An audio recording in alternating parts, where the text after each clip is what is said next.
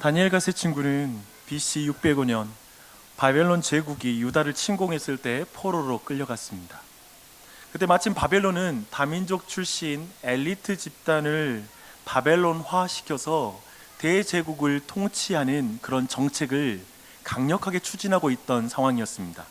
다니엘과 세 친구는 이제 바벨론의 그 핵심 브레인을 양성하는 왕실 학교에 강제로 끌려 들어가게 됩니다. 그들의 이야기가 이제 다니엘서 1장부터 6장까지 이어지는 내용입니다. 포로 출신이었던 그들은 하나님이 주신 뛰어난 지식과 지혜를 통해서 이제 바벨론 제국의 큰 높은 위치, 그리고 최고 관료의 위치에 오르게 됩니다. 그리고 그 사이에 정적에 의해서 여러 번 죽을 위험에 처하지만 놀라운 초자연적인 하나님의 역사를 통해서 그때마다 구원을 받게 됩니다. 그리고 수세에 몰렸던 그 상황에서 완전히 역전되어서 반전되어서 도리어 정적들이 죽임을 당하는 그런 역사들이 계속 나타납니다. 그래서 이 다니엘서 1장부터 6장까지 내용은 매우 극적이고요, 그리고 매우 반전이 식스센스급으로 굉장히 자주 나타나고 있습니다. 그리고 그들은 마지막으로는 세상적으로 성공합니다. 세상적으로 성공합니다. 그래서 많은 사람들이 다니엘과 세 친구를 굉장히 좋아합니다. 그래서 믿음도 좋고 세상적으로 성공한 교회 오빠의 전형으로 이들이 나타나고 있습니다. 그리고 롤모델이죠. 다들 너는 다니엘처럼 세 친구처럼 세상에서도 머리가 되고 믿음의 사람이 돼야 된다라고 이렇게 말하기도 합니다. 그래서 근래 한국교회에서 급속도로 퍼지고 있는 기도회가 있는데요, 수능 기간에 맞춰서 21일 동안 11월 달에 진행되는 다니엘 기도회입니다.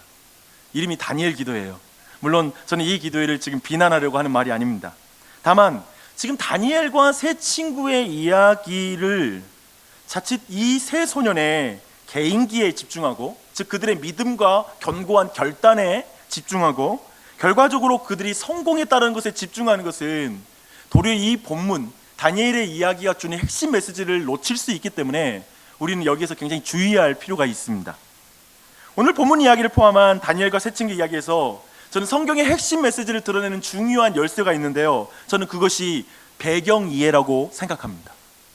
다니엘서를 대하는 그 첫 독자들은 이스라엘이 멸망하는 걸 봤습니다. 제사장님 또한 성전과 예루살렘 성은 철저하게 무너지는 것을 그들은 보았습니다. 고대로부터 모든 종교는 신전과 그리고 신상 그리고 제사장, 그리고 그들을 강력하게 비호하는 최고 권력자인 왕의 지원, 국가의 지원 등을 통하여 그 종교가 융성함을 드러냈습니다. 그런 맥락을 본다면 다니엘서는 그 차원에서 볼 때 굉장히 중요한 성경 해석의 방법이 있습니다. 즉 이스라엘의 하나님은 신전이 무너지고 그의 나라가 사라지고, 그리고 그의 백성이 포로로 끌려가도 여전히 살아계셔서 그 백성과 함께 하시는 하나님이시다, 그리고 그들을 그 세상 가운데서 구원하신 하나님이시다라고 드러내는 것이 다니엘서의 중요한 메시지인 것입니다.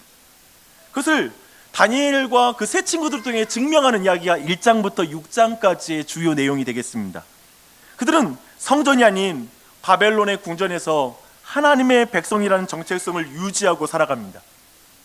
그들은 성전이 아닌, 또한 솔로몬의 성전에서는 거짓 신앙인들이 넘쳐났는데 저 바벨론의 왕궁에는 참 신앙인들이 성장하고 있습니다. 역설이죠. 유다라는 하나님의 왕국에는 하나님께 충성된 백성이 없어서 그 땅이 멸망당했는데, 바벨론이라는 세속 국가에 하나님께 충성된 백성들이 있습니다.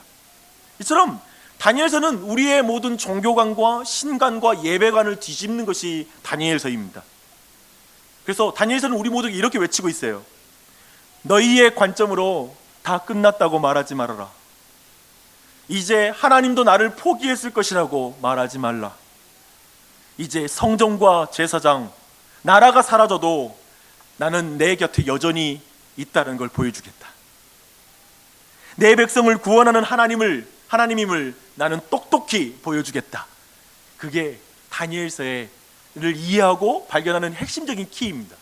이제 그 열쇠를 들고 오늘 본문 한번 들어가 보십시다. 오늘 3장 1절부터 7절까지의 내용을 보니까요, 느부갓네살 왕이 금신상을 만드는 장면이 나옵니다. 높이가 약 26m 정도가 됩니다. 그래서 아파트로 말하면 9층 높이에 해당하는 높이입니다. 굉장히 높죠. 그리고 2.7m의 너비를 가진 신상을 만듭니다. 근데 그 재료가 금이에요. 그것이 말하는 것은 바벨론이 얼마나 부유했고 그리고 그 영광이 얼마나 대단했는지를 말해 주는 것이 바로 이 재료입니다. 그래서 느부갓네살이 그 신상을 금으로 크게 지었다라는 것은 분명한 메시지가 있습니다. 그는 바벨론이라는 나라의 지배를 받는 모든 민족에게 자신이 믿는 신이 가장 위대한 신이라는 그 사실을 신상의 크기로 드러내고 있습니다. 그리고 모든 바벨론의 신이 가장 현실적인 만족을 줄 수 있는 신이다라는 것을 금을 통해, 그 재료를 통해서 분명하게 우리 모두에게 알려주고 있습니다. 그러니 풍요와 번영을 약속해 주는 바벨론 제국에 충성하라는 것입니다. 그리고 모든 종교도 바벨론의 신 중심으로 질서를 자리 잡아야 된다라고 요청하고 있는 것입니다. 반대로 이 질서를 깨뜨리고 그 신상 앞에 절하지 않는 모든 사람은 풀무불 가운데 던져서 죽일 것이라고 협박을 하고 있습니다. 지금 이 모습 생각해 보세요. 지금 이 느부갓네살은 정치 권력에 대한 크나큰 자신감이 있어요. 그 자신감이 넘친 나머지 왕은 모든 신보다 자신에게 더 충성하라고 충성을 요구하고 있는 것입니다. 현실적인 힘과 안정을 약속하는 느부갓네살의 신상 앞에 절하지 않을 자가 어디 있을까요? 절하지 않을 자가 어디 있을까요? 우리는 사드락과 메삭과 아벳느고 외에 모든 사람이 절을 했을 것을 충분히 상상할 수 있습니다. 왜 그 모든 사람들은 무릎을 꿇었을까요? 저는 바벨론의 신관, 종교관에 그들이 동의했기 때문에 그렇다고 생각합니다. 현실적인 권력을 가지고 큰 신전과 신상 그리고 화려한 예배 시스템을 갖추고 있는 그 신이 가장 강력한 신이라는 믿음을 모두가 공유하고 있기 때문에 맞아, 저 지금 다 느부갓네살의 말이 맞아 라고 생각하며 자신의 신을 그보다 더 저급한 신로 여기면서 그 앞에 절했을 것입니다. 현실적인 힘을 따르는, 그래서 현실적인 이 힘을 그들을 따르는 신도들에게 충분히 제공해 줄 수 있는 신, 그가 진짜 강한 신 아닙니까? 그래서 다 엎드립니다. 오늘날에도 돈에 엎드립니다. 성공에 절하고, 그리고 사람들이 굽신거리는 그 지위 앞에 모든 사람이 절합니다. 힘을 숭배하는 자들은 모두 그것들을 절하게 되어 있습니다. 그런 신관과 종교관, 힘이 신이고 힘이 결국 종교관인 그 세계관에 있는 사람들은 모두 저 바벨론의 금신상 앞에 절을 하고 있습니다. 8절을 보니까요, 이제 그때 여러 갈대아 사람들이 나와서 유다 사람들, 곧 사드락과 메삭과 아벳느고가 왕이 만든 이 신상 앞에 절하지 않는다라고 왕 앞에 가서 이제 고발하는 장면이 나오고 있습니다. 그리고 이들이 황명을 어겼기 때문에 대역죄인으로 다스려야 된다라고 하면서 저들을 풀무불에 던져야 된다라고 왕을 자극해요. 근데 우리는 이 어떤 사람들이 이 사드락과 메삭과 아벳느고를 고발하려고 계속 그의 고발할 거리를 찾고 있는 정적이라고 충분히 짐작할 수 있습니다. 근데 저는 개인적으로 이 장면을 볼 때마다 이때 다니엘은 어디 있는가 라는 게 늘 궁금했어요. 그렇잖아요?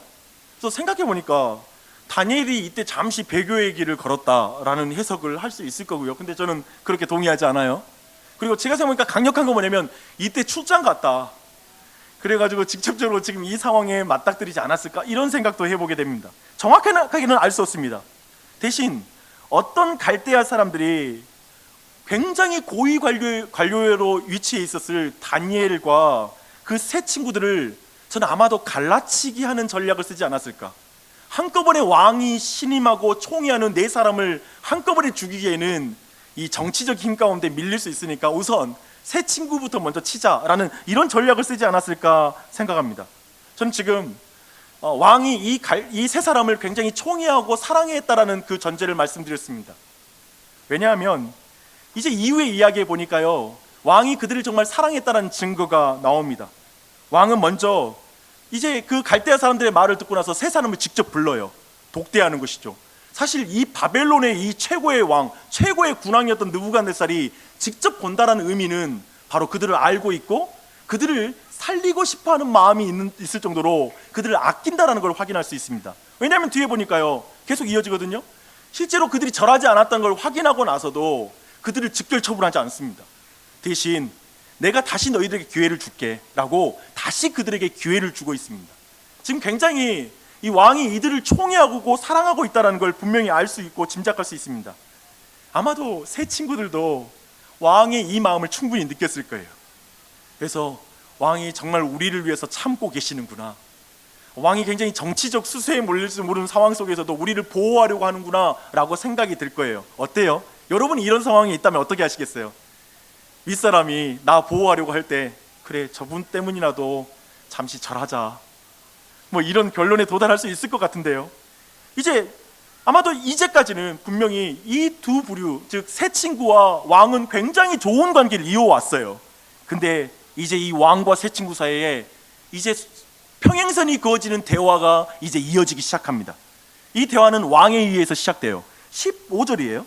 모든 악기 소리를 들을 때 내가 만든 신상 앞에 엎드려 전하면 좋거니와 너희가 만일 절하지 아니하면 즉시 너희를 맹렬히 타는 풀무불 가운데 던져 넣을 것이니 능히 너희를 내 손에서 건져낼 신이 누구겠느냐 라고 말합니다. 지금 이 내용을 앞에 있는 모든 내용들과 좀 연결하면 이런 말이에요. 사드락, 메삭, 아벳느고, 나는 포로였던 너희를 입히고 먹인 아버지와 같은 왕이다. 나는 너희를 죽이고 싶지 않다. 그 대신 그래서 너희들에게 팩트 체크를 했다. 그건 나의 자비로움이었다. 그리고 너희들이 종교적인 이유 때문에 내 신상에 절하지 않는다는 말을 듣고 나서도 나는 너희들을 죽일 수 있는 그 분노를 꾹꾹 눌렀다. 그리고 다시 너희들에게 기회를 준다. 너희들이 너희 하나님보다 나에게 더 충성하길 원한다. 너희 종교보다 나에게 너희들이 충실하기를 원한다. 다시 기회를 줄 것이다. 누구에게 충성할 것인가? 너희를 포로로 만든 무능한 신에게 충성하겠는가? 아니면 너희에게 지금의 안락함을 준 나에게 충성하겠는가? 너희가 내 자애로운 이 은혜를 거절한다면, 이 은혜로운 제안을 거절한다면 누가 너희를 건져낼 수 있겠는가? 너의 구원자는 누구냐? 나냐? 여호와냐? 이 질문을 하는 것이죠. 그래서 지금 왕은 기본적으로 자신이 충분히 그 새 친구들에게 은혜를 베풀었다고 지금 생각하고 있어요.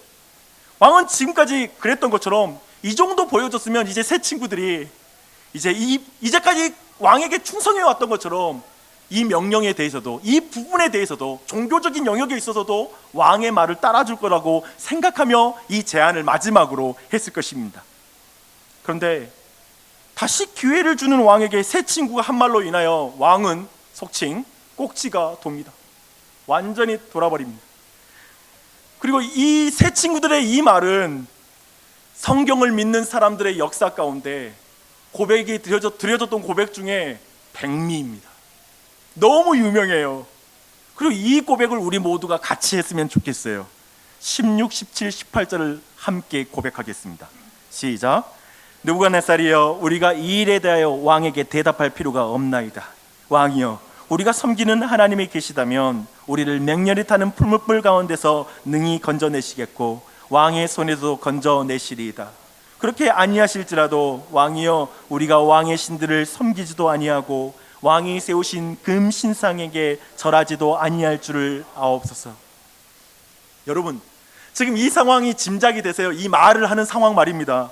지금 말 한마디 한 단어에 생명의 무게가 담겨 있어요. 그 말이 최고 권력자를 자극하면 자신의 생명이 날아가게 생겨 있는 거예요. 그래서 여러분 어떻게 하겠어요? 왕이 이 제안을 했을 때 어쩌면 어떻게 대답해야 될지 신중하게 생각할 시간이 필요했을 거예요. 그리고 어쩌면 세 사람이 서로 합의해야 되니까 왕이시여, 잠깐 우리 토론할 수 있도록 잠깐만요 하고 같이 가서 결정해야 돼요. 왜냐하면 한 사람이 믿음으로 말했다가 세 사람 다 죽으면 어떻게 해요? 기본적으로 세 사람 안에 합의가 필요했겠지요. 한 사람이라도 무시하면 안 되니까요. 다요 어떻게든 자신의 신앙을 지키면서 왕의 마음을 누그러뜨리는 아주 지혜로운 말이 있잖아요. 그럼 지혜로운 말을 찾아내려면 지금 시간이 좀 필요하지 않겠어요? 그런데 그들은 주저함 없이 매우 신속하게 그리고 분명하게 하나의 대답을 내놓습니다. No. 아니요. 히브리어 성경을 보면요, 이게 신속하고 거침없고 매우 거칠고 왕을 자극하는 대답이라는 게 히브리어 원어에는 잘 나타나요. 제가 그 부분을 순서에 따라서 최대한 번역을 직역을 해봤습니다. 이렇게 말합니다. 느부갓네살, 왕이란 말 안 붙여요. 느부갓네살, 너 아니요? 우리는 필요 없습니다. 이 문제에 대해서는 대답할 필요 없습니다. 그 말은 이런 거잖아요. 너 시간을 더 주셔도 우리의 노라는 대답은 바뀔 가능성이 전혀 없습니다. 이 부분만큼은 노입니다. 다른 부분은 다 왕에게 우리가 순종할 수 있지만 이 부분만큼은 노입니다. 왕의 말씀에 순종할 수 없습니다. 왜 이렇게 자극적인 표현을 써요? 그렇죠? 원래 히브리어로 이 노는 라거든요. 라로 시작해요. 느부갓네살, 라! 느부갓네살, 아니요? 어쩌면 그 말 들으면 얼마나 화가 나겠어요. 말 좀 돌려서 말하면 안 돼요? 예를 들면 저 같으면 이럴 것 같아요. 왕이시여, 제가 왕을 얼마나 사랑하시는지 아시죠? 제가 왕을 위해 어떻게 살아왔는지 불철주야 야근하면서 새벽까지 제가 여러 가지 공무에 시달리면서 제가 왕의 말이라면 정말 그대로 정책을 위반하고 그대로 실천하려고 몸부림친 거 아시잖아요. 그런데요, 왕이시여, 그 사랑을 기억해 주십시오. 제 충심을 기억해 주시고, 그런데 제가 이것만큼은 순종을 못하겠습니다. 아니요. 이렇게 말하면 왕이 좀 받아들일 마음이 있지 않겠어요? 그런데 새 친구는 분명하게 노라고 대답합니다. 노라고 말한 것은 온 세대의 모든 신자들에게 주어진 질문에 대한 분명한 대답입니다. 너를 구원해 준 신은 누구인가? 이 질문이에요. 지금 다른 걸 노라고 말한 게 아니라 너를 구원해 주는 신은 누구야? 라고 말했을 때 이 제자들은, 이 세 명은 노라고 대답한 것입니다. 오늘 여러분 모두에게도 하나님이 질문하십니다. 너를 이 세상에서 구원해 주는 신은 누구이냐? 세 사람은 이 상황이 닥칠 것을 늘 준비하고 살아온 것 같습니다. 오늘 말씀 보면요, 그들이 이미 이 대답을 미리 생각하고 있었던 것을 분명히 나타내요. 뭘 대답할지를 이미 준비한 거예요. 마치 최고 군왕인 느부갓네살 왕 앞에서 자신들이 꼭 하고 싶어하는 말, 그리고 느부갓네살이 꼭 들어야 되는 말, 아무도 해주지 않는 말을 그들이 하는 듯이 이렇게 말하는 거예요. 왕이시여, 우리에겐 당신보다 높은 분이 계십니다. 당신보다 더 충성을 바쳐야 되는 분이 계십니다. 나의 구원자 여호와 하나님이십니다. 이렇게 말하는 거예요. 이렇게 말하는 거예요. 저는 여러분에게 질문하고 싶습니다. 당신의 구원자는 누구입니까? 지금 당신을 행복으로 인도할 수 있는 그 구원자가 누구라고 생각하십니까? 아마도 저는 여기 있는 대부분 여러분들이 심지어 교회를 다니지만 이걸 직접적으로 질문을 거의 한 번도 안 들어본 분도 계시다는 걸 알고 있습니다. 예를 들면 목사가 따로 불러서 당신 주인 진짜 누구요? 당신 진짜 당신을 구원하는 분이 누구라고 믿소? 라는 이 직접적 질문을 아마도 우리 안에는 최근 몇 년 동안 거의 들어보지 못한 사람도 있을 것입니다. 그래서 막 교회에서도 듣는 거 그런 거잖아요. 우리의 구원자는 예수님이십니다 라는 말을 그냥 설교 때 말하지 직접적으로 서로에게 묻지를 않습니다. 근데 세상에서는 그 누구도 이런 질문을 우리에게 하지 않아요. 진짜 너를 행복으로 인도할 수 있는 그 구원자가 누구라고 생각해? 그 구원할 수 있는 능력이 어디서부터 오는 것 같아? 이런 질문 여러분 들어보셨어요? 누가 세상 친구가 그런 거 질문하던가요? 질문하지 않아요. 지금 이 안에 있는, 그렇기 때문에 어떤 사람들은 나의 구원자는 나 자신입니다. 누구의 도움을 받는 것은 비겁해 보입니다. 저는 제 힘으로 살랍니다. 힘들 때만 신을 찾는 것은 굉장히 비겁한 신앙이라고 생각합니다. 이렇게 말하는 사람이 있을 것입니다. 또 어떤 사람은 나의 구원자는 돈입니다. 저는 돈을 위해서라면 내 영혼이라도 팔 거예요. 보이지 않는 신 따위는 모르겠고요. 그저 보이는 돈을 위해서 살랍니다 라고 말하는 사람도 있을 것입니다. 또 어떤 이는 나는 교회에는 다니는데 하나님이 나의 구원자인지는 정말 잘 모르겠습니다. 사실 저 밖에서 살면 하나님의 사람으로 사는지 아무도 모르거든요. 세상 사람하고 똑같이 살고 있거든요. 그냥 세상에 순응하며 살고 있어요. 그래서 이 새 친구와 같은 상황에 내가 처한다면 저는 아마도 신상 앞에 절할 것 같습니다 라고 말할 것입니다. 또 어떤 사람은 목사님 좀 현실적인 질문을 했으면 좋겠는데요, 지금 우리는 현실 속에 느부갓네살과 왕 같은 사람을 만날 수 없다고요. 종교가의 자유가 있는 자유로운 대한민국에 살고 있잖아요. 저는 좀 그런 극단적인 상황을 예로 이런 상황이 되면 너는 어떻게 될 것 같아? 라는 이런 식의 유치한 식으로 신앙을 평가하는 그런 질문에 대해서 굉장히 못마땅스럽습니다. 목사님, 그냥 세상에서 정직하고 진실하게 열심히 살면 느부갓네살처럼 핍박하는 사람 만나기 힘들어요. 교회를 저는 순교자처럼 그렇게 비장하게 다니고 싶은 마음 전혀 없거든요. 그저 하나님을 사랑하고 행복하게 살면 안 되나요? 당연히 저희 구원자는 예수 그리스도이시죠. 어쩌면 이렇게 친구에게, 이 새 친구들에게 주어진 질문과 저는 전혀 상관없다, 나는 이런 상황에 처하지 않는다라고 생각하며 이걸 상관없이 이 질문을 받아들인 사람도 있을 것입니다. 그런데요, 기억하십시오. 저는 우리가 이 질문에 대답하며 지금 살고 있다고 믿습니다.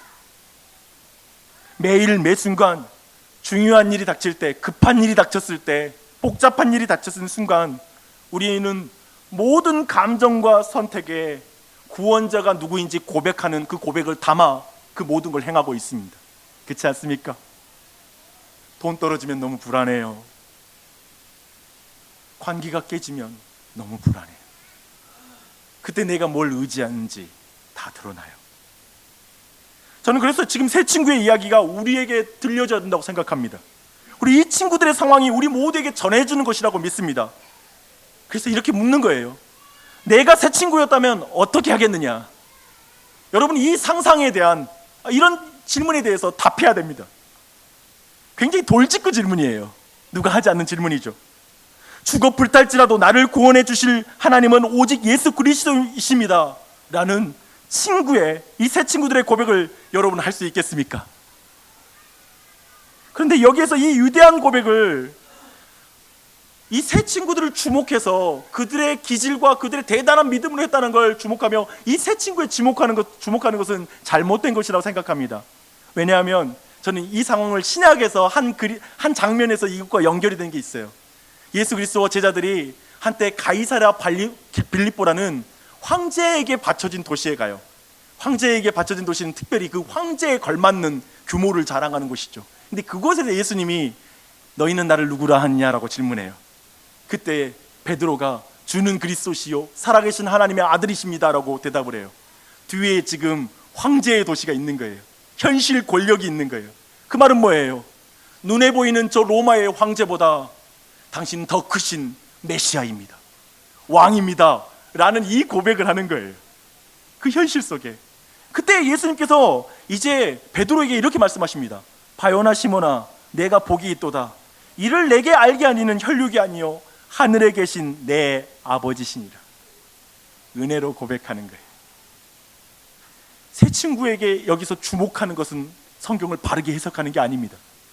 그래서 저는 새 친구의 고백이 그들의 뛰어난 자질로 가능한 것이 아니라 아마도 수백 번 비겁했다가 다시 회복되는 은혜로운 단련 속에서 만들어진 고백이라고 믿습니다.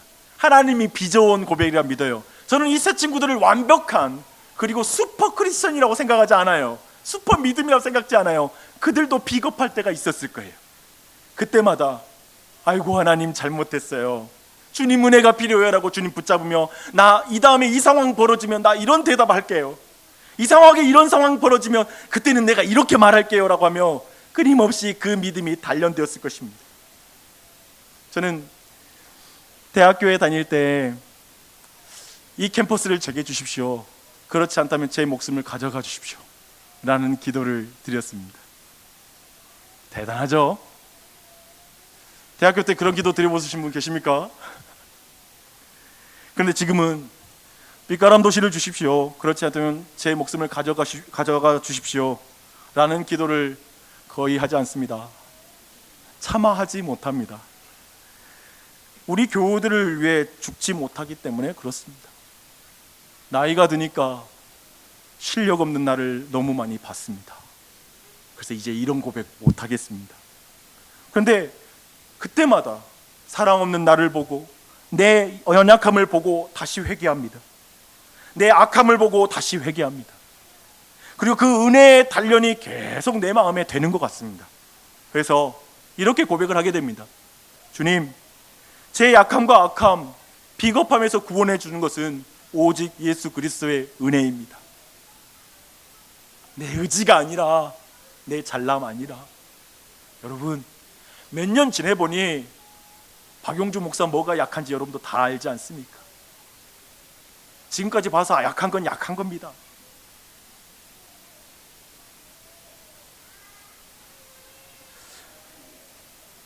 근데 이런 고백을 드리는 거예요.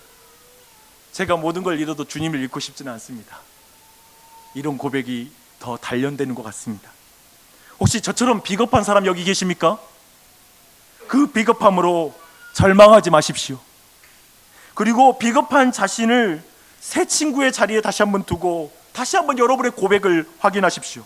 죽어 불탈지라도 나를 구원해 주실 하나님은 오직 예수 그리스도이십니다. 그렇게 하다 보면 그런 고백을 아주 염치 없는 것을 불구하고도 그런 고백을 자주 하다 보면 알아요. 나중에 이 고백을 내가 할 수 없는 고백이구나, 이 고백은 하나님이 하도록 은혜를 주셔야 할 수 있는 고백이구나 라는 사실을 깨닫습니다.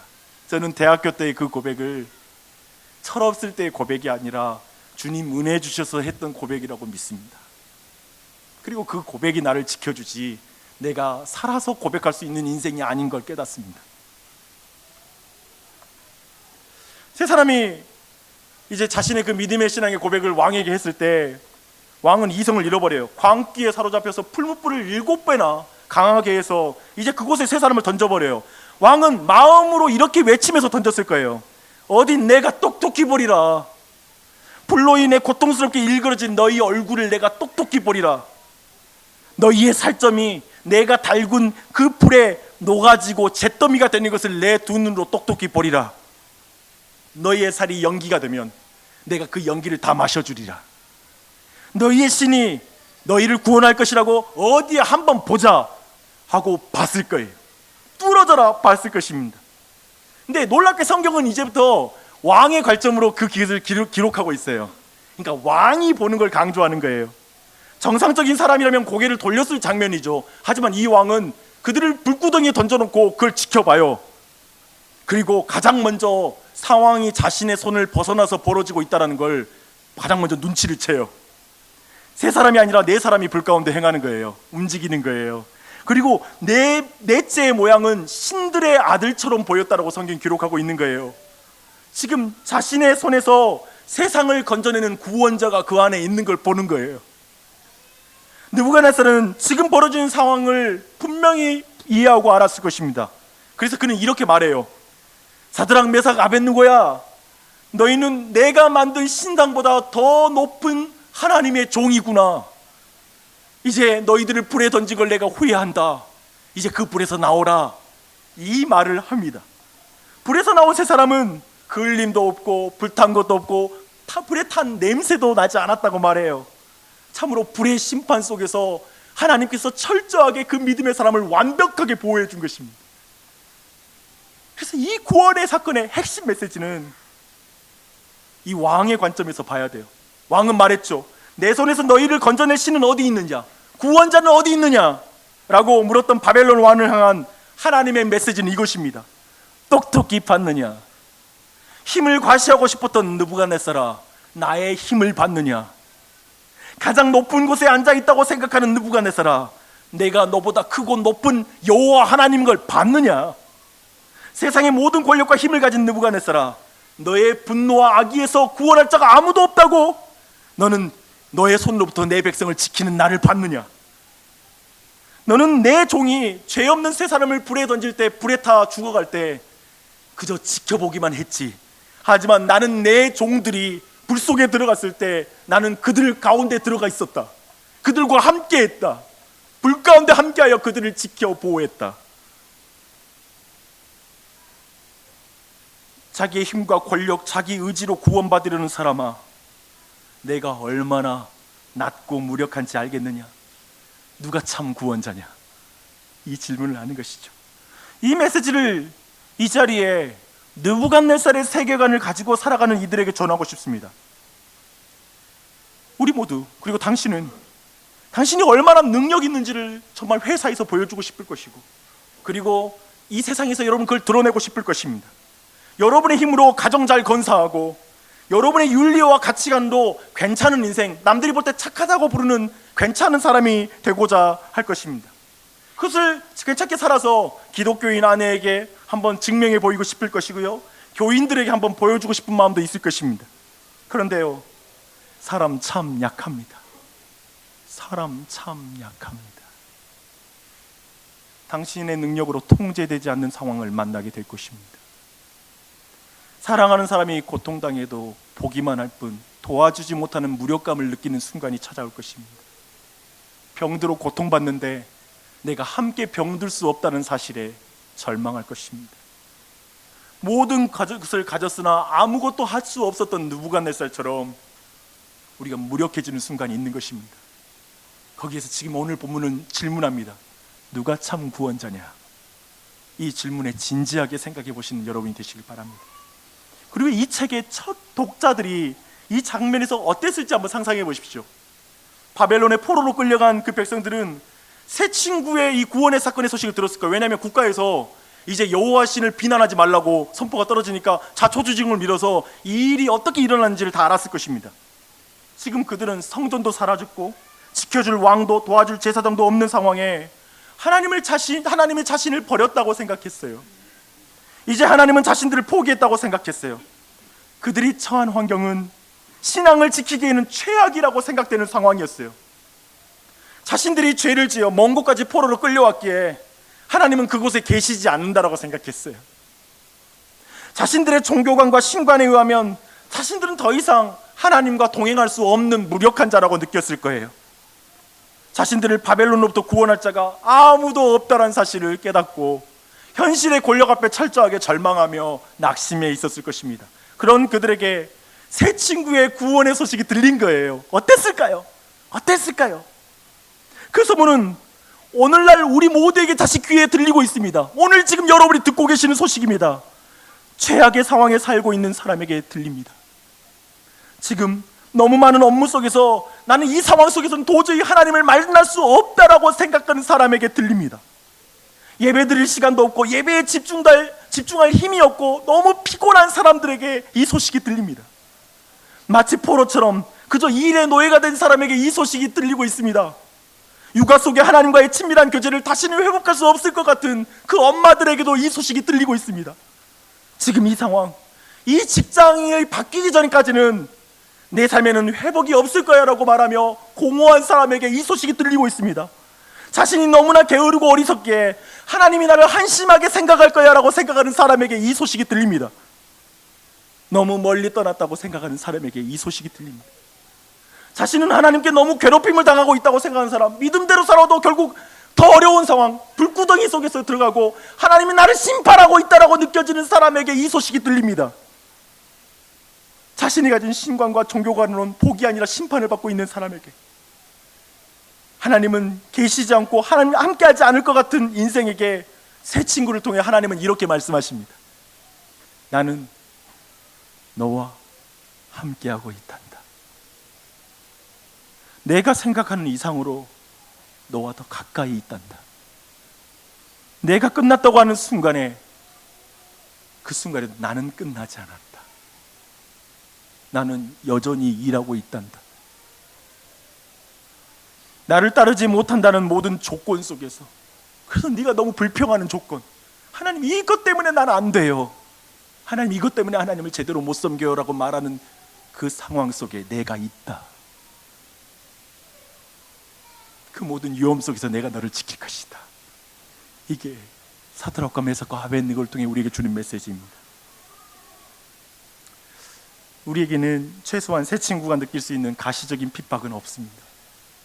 하지만 북한 땅과 나아가 중국 땅에는 굉장한 핍박이 있습니다. 지금 중국 정부는, 그리고 제가 살았던 선교사로 있었던 신장 우이구르 자치구나, 그리고 그 외에 많은 중국 전역에서 지금 기독교에 대한 핍박이 굉장히 강하게 이루어지고 있습니다. 지난 주일 중국 청두에 이른비 언약교회에 100명이 넘는 교우들이 체포되었습니다. 그리고 그 교회 담임 목사인 왕이 목사님도 투옥되었습니다. 그는 투옥 전에 나의 신실한 불복종 선언이라는 그 선언을 했습니다. 그 내용 중에 한 부분을 읽어드리겠습니다. 하나님께서는 이 공산주의 체제가 일시적으로 중국을 지배하도록 허락해 주셨습니다. 나는 그 사실을 받아들이고 존중합니다. 주님의 종 칼뱅이 말했듯이 악한 통치자는 악한 백성에 대한 하나님의 심판이고, 그 심판의 목표는 하나님의 백성들이 회개하고 하나님께 돌아오도록 촉구하는 것입니다. 이런 이유로 나는 공산주의자들이 법을 집행할 때 주님의 징계와 훈련에 굴복하듯이 기쁘게 굴복할 것입니다. 동시에 나는 이 공산주의 체제의 교회의 핍박이 말도 못하게 악랄하고 불법적이라고 생각합니다. 한 교회의 목회자로서 나는 이 사악함을 공개적으로 엄중히 고발하지 않을 수 없습니다. 목회자로서 내가 받은 소명은 하나님과 성경을 거역하는 그런 인간의 법을 비폭력적인 방법으로 거역하라고 명령합니다. 그러니 훌륭한 당국자 여러분, 악행을 중단하십시오. 내 유익을 위한 충고가 아니라 여러분과 여러분의 자녀를 위한 충고입니다. 진심으로 간청합니다. 자제하십시오. 대체 왜 나같이 초라한 죄인 하나 때문에 지옥에서 영원히 형벌받을 대가를 치르려 하십니까? 예수님은 구원자이십니다. 살아계신 하나님의 아들이십니다. 예수님은 죄인을 위해 죽었다가 우리를 위해 살아났습니다. 예수님은 어제나 오늘이나 영원토록 나의 왕이시며 세상 전체의 왕이십니다. 나는 예수님의 종입니다. 나는 그래서 감옥에 갇혔습니다. 나는 하나님을 거부하는 자들을 온유하게 거부할 것입니다. 나는 하나님의 법에 어긋나는 모든 법을 기쁘게 어길 것입니다.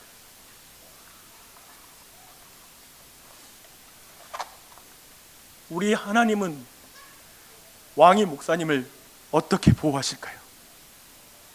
새 친구처럼 현실적인 힘으로 금방 그 투옥된 곳에서 건져주실까요? 아무런 고문이 없을까요? 우리는 그걸 말할 수 없습니다. 믿음대로 살아도 그렇지 않을 수 있기 때문에 그렇습니다. 그런데 성경은 한 가지를 분명히 말하고 있습니다. 하나님이 풀무불 가운데로 그 백성과 함께 들어가신다는 것입니다. 이것이 성경의 메시지입니다. 역사 속에 하나님의 아드님이신 예수 그리스도께서 풀무불 가운데 들어가 그 백성을 대신하여 고통을 당하셨습니다. 우리가 흠없이 그을림이 없게 만드시기 위해 그분의 몸이 탔고 그분의 몸이 찢겼고 그분의 피가 흘렸습니다. 날 흠없이 지키시려고. 그가 함께 아파하셨고 그가 함께 핍박을 당하셨습니다. 저는 아직도 풀무불이 없는 인도하심을 간구하지만 신자의 삶에는 풀무불이 있는 걸 보게 됩니다. 그러나 기억하십시오. 풀무불이 없는 인생은 없지만 풀무불 가운데 하나님이 함께 계신다. 이 사실을 우리는 믿는 것입니다. 그게 그리 아니하실지라도 그 믿음입니다. 우리는 예수 그리스도를 알고 믿습니다. 우리는 그분의 종입니다. 그분은 우리의 구원자입니다. 그러니 낙심하지 마십시오. 다시 하나님께 돌아오십시오. 용기를 내십시오. 하나님의 사람으로 멋들어지게 사십시오. 같이 기도하십시오.